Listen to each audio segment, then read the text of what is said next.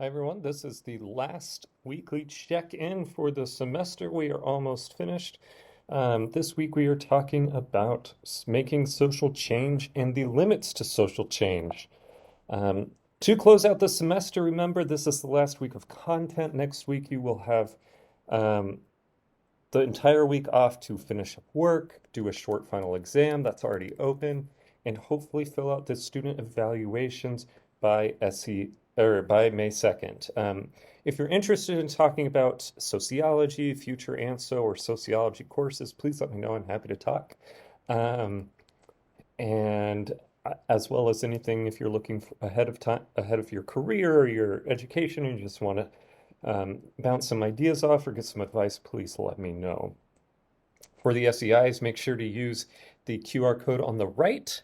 This will take you to the right evaluation. And please do these because it helps me both in terms of knowing how to improve and make sure that the class is as best as it can be for the next time I teach it, but also it helps for faculty advancement. As a reminder for the grading system, make sure that you are following this chart. It's on the syllabus.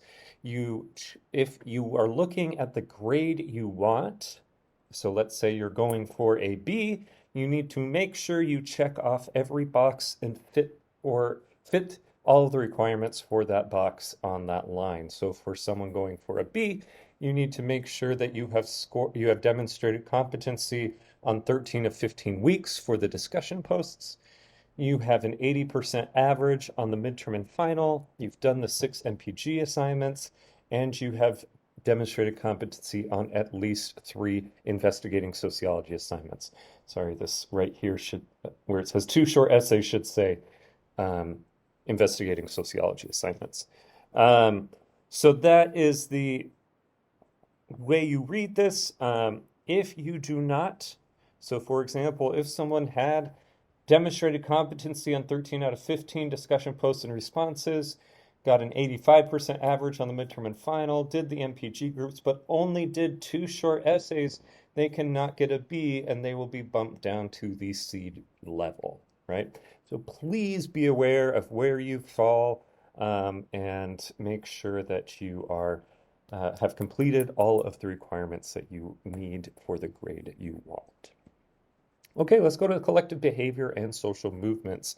The text gives us 3 different kinds of collective behavior: crowds, mass, and public. These are non-institutionalized activities. Crowds are just large numbers of people in close proximity. Generally, they have a similar purpose. So we can think of a crowd trying to get into the baseball game is a collective behavior. A mass is a large number of people who are not in close proximity, and they have shared interests.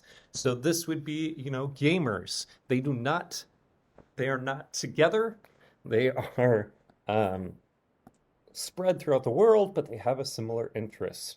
A public is an unorganized group sharing similar values. So this could be the Republican Party or the Democratic Party or LGBT activists that are still diffused, but they have similar values and ideas. So those are the 3 kinds of collective behavior.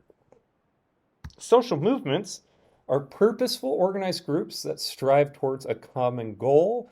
There are 4 stages. The preliminary stage is just as they get going. There's this trying to gather people, leaders are emerging. The coalescence phase is when you are deciding on frames, you're choosing how to go through and do the social movement, you're directing your activities towards certain areas.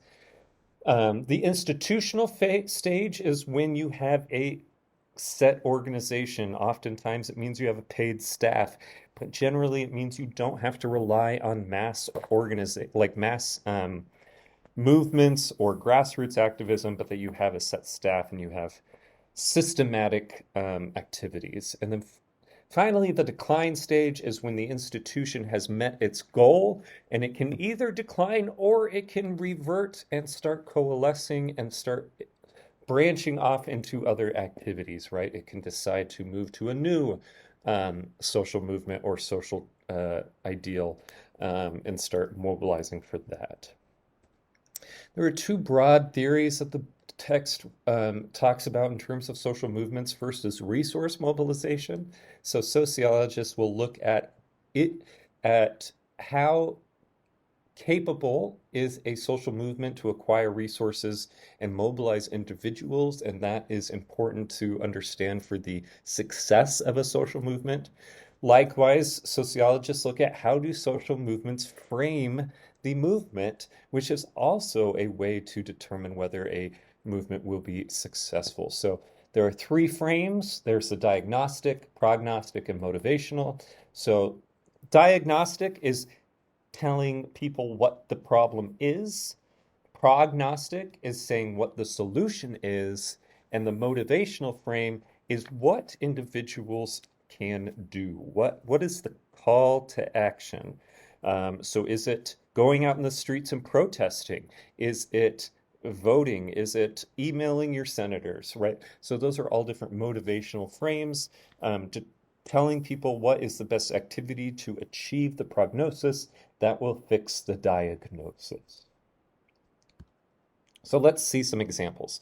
Here are three examples of framing on LGBTQ rights. So there are three diagnostic frames here.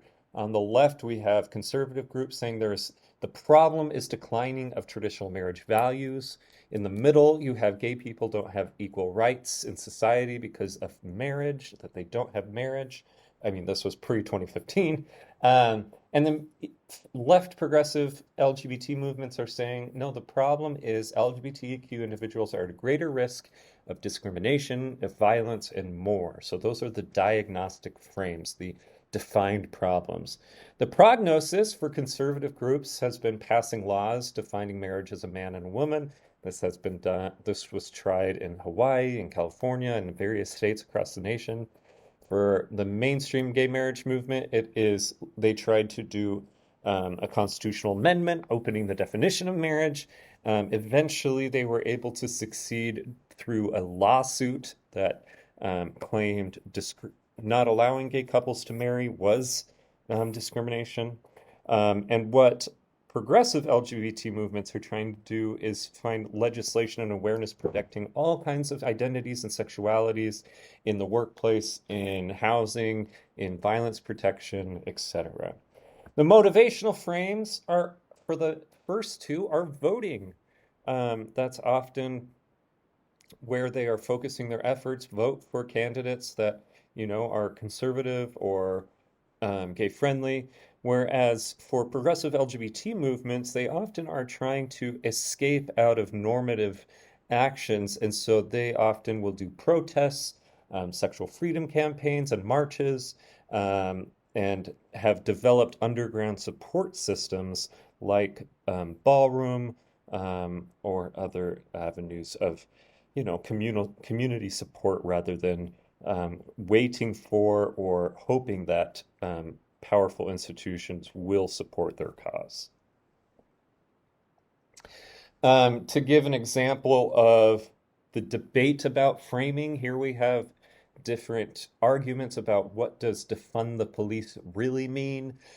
This is while it is a catchy slogan, there's been a lot of debate over do we really want to defund? Is that what they really mean? So some protesters are like, no, it means to reallocate funds away from police departments, while others are saying, no, it means to defund the police. And so there's a big debate because even though it's catchy, it is harder to win support with that level of radicalism in the US, but it wouldn't be as effective to, say, reallocate funding from the police, right? So there's this tension on framing between picking a clear, easy goal for people to recognize and identify with, as well as making sure that it is something palatable. But then we also we see that the media is involved in this, and helping frame the debate, helping frame whether or not defund the police is a good idea or not. We could imagine a world when Someone came up with the slogan "Defund the police," and the media was largely um, supportive of that framing and provided analyses of, isn't this a good idea? Here's ways to do that. Here's what would happen. Instead, they created a debate about, is the term defunding the police a good idea or not? So it moved the debates away from the actual issue of police brutality and into the framing, debating the frame, and that's why it's important and difficult in today, especially in today's society. So, how do people stop social change? We read two different topics. The first is creating a climate change denial machine. This is the figure from Dunlap and McWright's book that charts how the different elements of the climate change denial machine work and who they are supporting and how they are supported. Essentially, what this is are financial and organizational resources are being used in a covert way through think tanks and front groups to stir up reasonable doubt in the public's eye on climate change. And then that gets echoed around in the media and politics and blogs because that's where people are trying to stir up controversy. And so they want to give equal amount to both sides, even though science has pretty definitively made the case that climate change is real. So I invite you to read more about or look through this chart a little bit more, see how it's working. If you have questions, let me know. For reactionary movements, there's two types. There are regular conservative reactionary movements, and then there is disruptive reactionary movements.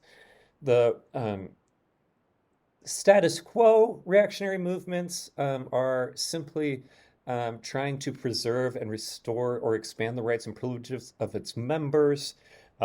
These are often done by the likes of politicians, like middle of the road politicians, who are simply trying to keep things as they are. But then you have disruptive reactionary movements in which they are willing to undermine stability in service to maintaining social prestige. And this we can think largely of what happened on January 6th, as people were engaged in a social movement, but they were willing to disrupt the status quo of, the constitutional democracy in order to retain their way of life. So Parker outlines how, we had slavery that led to the KKK as a reactionary movement.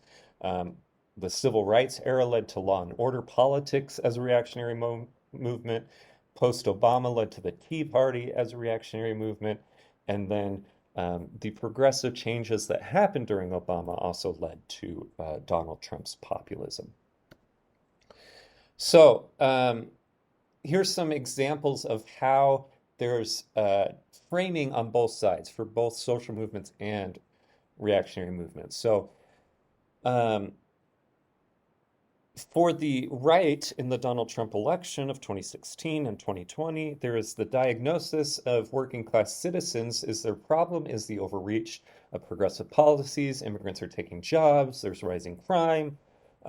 Their prognosis is that we need to eliminate progressive policies. The U.S. should be an American first nation, Christian, and heighten policing and the border control. And then the motivational framing is protest and rallies. So we see how even in the reactionary movements, they still need to successfully find diagnostic, prognostic, and motivational framings. Okay, well, that's it. It's been a pleasure. I've loved working with all of you, especially those of you who've I've been able to meet one-on-one, whether through Zoom or in person. It's been great. Sorry that there were some, various confusions about deadlines or things like that, but I'm glad that we've made it through. Please let me know if you have any questions or struggles towards the end of the week. I want to make sure that everyone finishes us off on a strong note. So keep me updated, and we will see you all soon. Thanks. Have a great